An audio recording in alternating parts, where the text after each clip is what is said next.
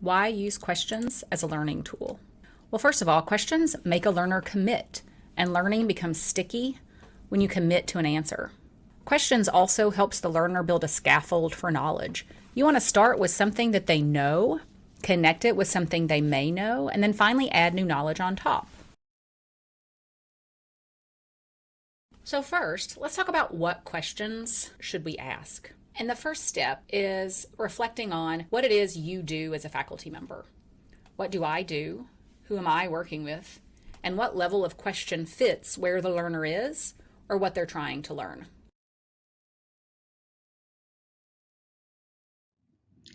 Let's start by asking, what is it that I do? What is the clinical context where I work with learners?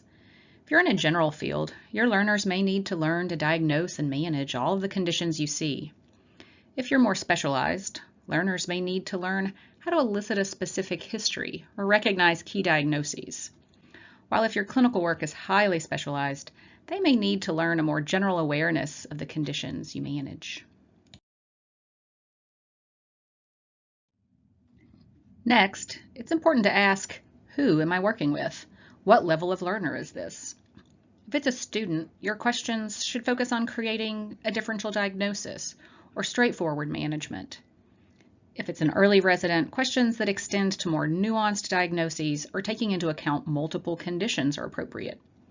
While if the learner is a resident or fellow, they may be independently managing the patients you see.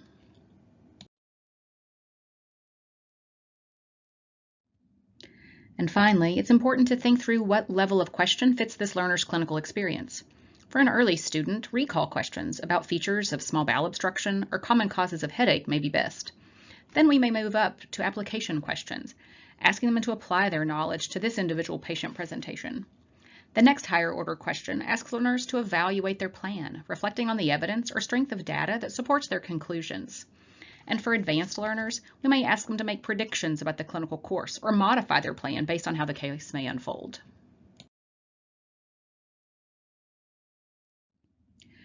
So now let's talk about how to identify what level of question might be best for a particular learner.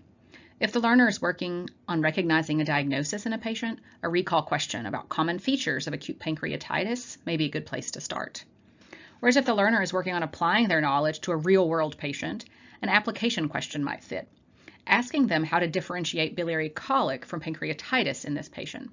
Asking what fits and what doesn't fit is a great way to ask application questions. When the learner has an accurate diagnosis or plan, this is a great time to ask an evaluate question, such as what evidence supports that plan, or why did you choose this treatment versus that treatment? Finally, when the learner is independently developing solid plans, a predict question gets them to that next step thinking.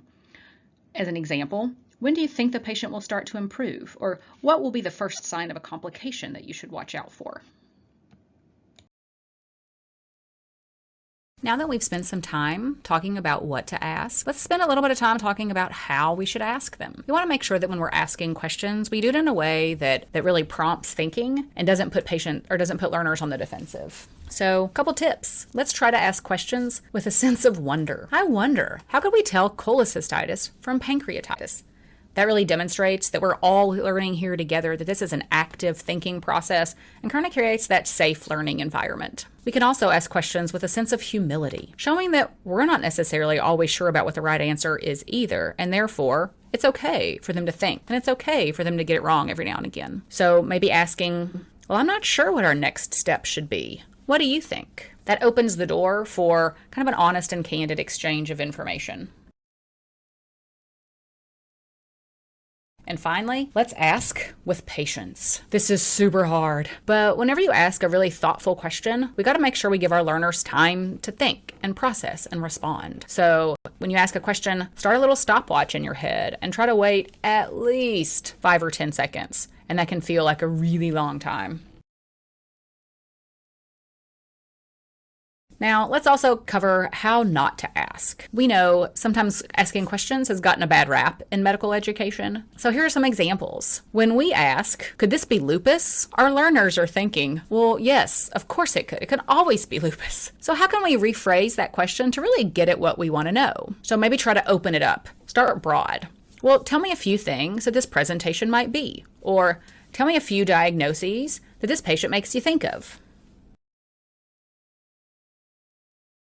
So oftentimes we ask kind of some of these read my mind questions. What is the most important exam finding in this patient? Well, what our learners might be thinking when they hear that is, I found lots of abnormal things. Important for what? Important to make the diagnosis, important to triage severity, or just the most important thing that I know that this attending loves to talk about. So instead of focusing on one thing, maybe keep it broad by asking what exam findings might help you triage severity, thinking about being specific about the implication of whatever your exam finding is.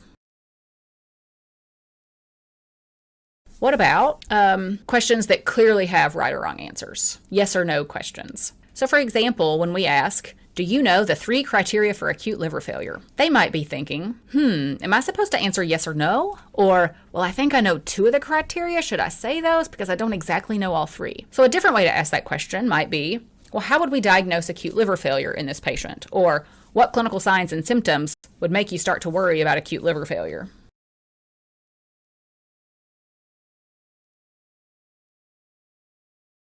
So we've had a chance to talk about why we should ask our learners questions. We've talked about how to target the right level based on our clinical context and based on where we have identified our learner is. Should we be asking recall questions, apply, evaluate, or have them predict, kind of dealing with some of these more complicated hypothetical scenarios? We're going to try to ask with a sense of wonder and humility, and also make sure that we give them time to reflect and really think through an answer. So hopefully you found this session to be useful to get out and start asking some great questions.